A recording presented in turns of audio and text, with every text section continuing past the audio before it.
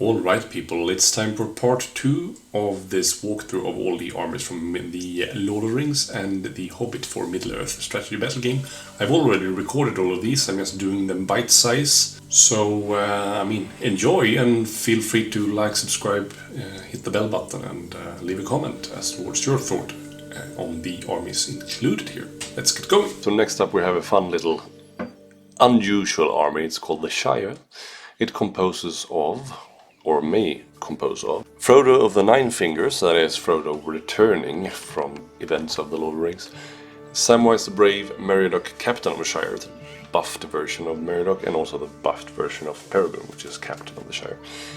You could then also include Paladin Took, Farmer Maggot, Lobelia Sackville Baggins, Fredegar Bolgar, Gandalf the Grey, Dunedain, Bilbo Baggins, Bandubrastuk, Hobbit Militia, Hobbit Archers, and Hobbit Sheriffs. So when Dunedain are included in this army, they are counted as minor heroes. And they can only be included if you have Gandalf the Grey in the army, which you kind of want to have. You kind of want to have both Dunedain and Gandalf the Grey, because not much in this army will actually kill anything if you don't have some offensive power. So the army bonus here is Fear, Fire, Foes. Hobbit models from this army list gain the Woodland Creature special rule. So first up we have Frodo of Nine Fingers. He's 60 points, just like he is in the Fellowship stat line. He can take a pony now though.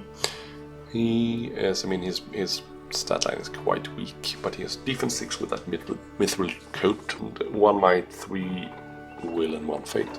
But he now has also the passive special rule, it will never really heal.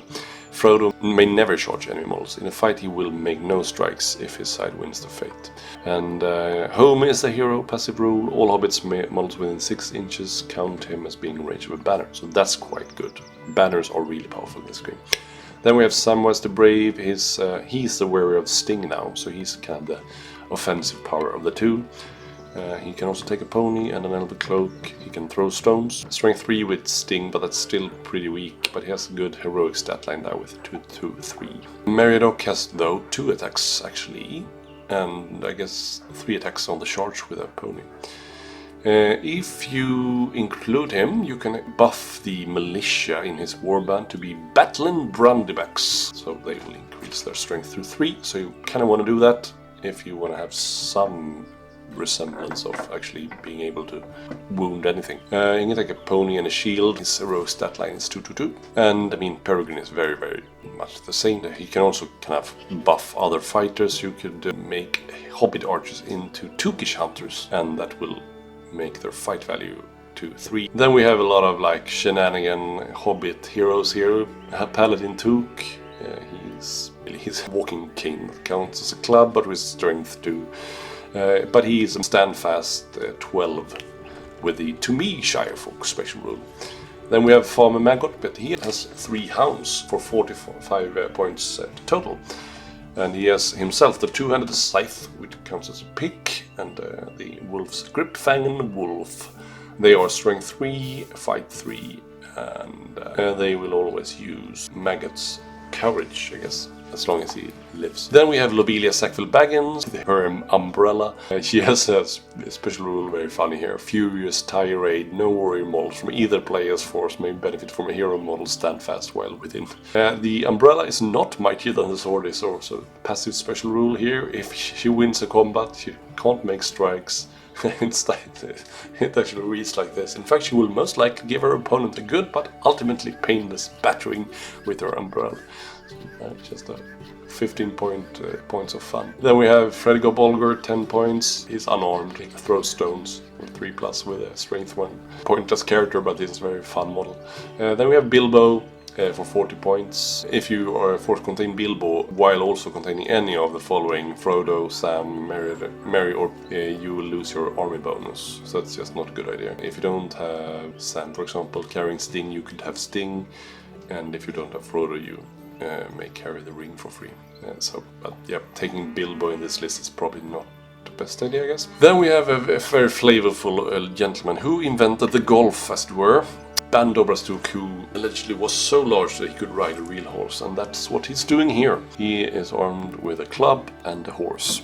but if you contain him and any other Hobbit hero model, you will lose your army bonus. So you will have to kind of, do you want to have Bandu Bastuk? Then don't take any other named hero. But he has heroic strike and strength for actions, and he's strength 3, defense 4, 2, might 1, will 1. So he's not all that great, to be fair, but he's really cool model from the lore, right? And then we have the Hobbit Militia for 4 points and the Archers for 5 points. They're just rather weak, to be fair, but they can be upgraded, as I said, with Merry and Pippin when you include them.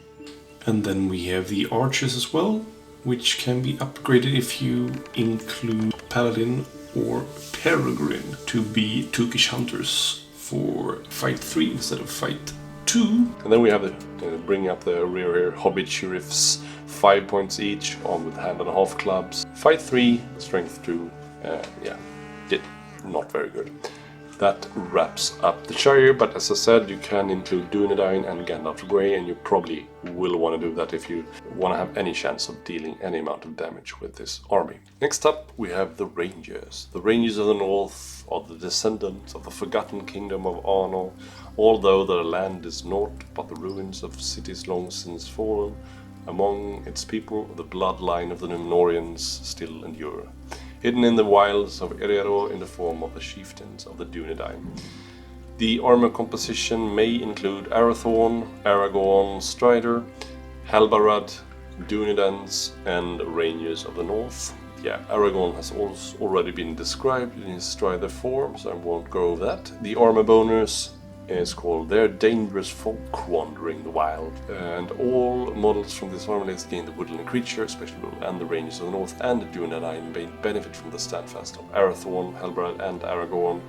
Additionally, the Rangers of the North and the Dunedain increase their attack value to 2 while they have the infantry keyword. So while mounted they lose that extra attack, but while on foot they have 2 attacks base. So that's pretty neat, right? It's very important.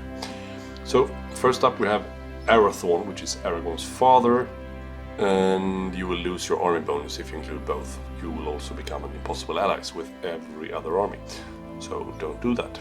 Because Aragorn was actually 2 years old when Arathorn died, so it just doesn't make sense to include both of them. He is quite a decent fighter, he's 75 points base. I mean, he's weaker than Aragorn. He has 3, 2, 1 for his heroic stats. He can make the heroic accuracy and strike. Then we have Halbarad with the Arwen Even Star Banner, which works within 6 inches rather than 3 and gives models within 6 a fearless special rule, so that banner is really great, but it's also 40 points. He's a pretty decent fighter. Then we have the Rangers. They are, as I said, they are 2 attacks with that army bonus. Fight 4 and strength 4.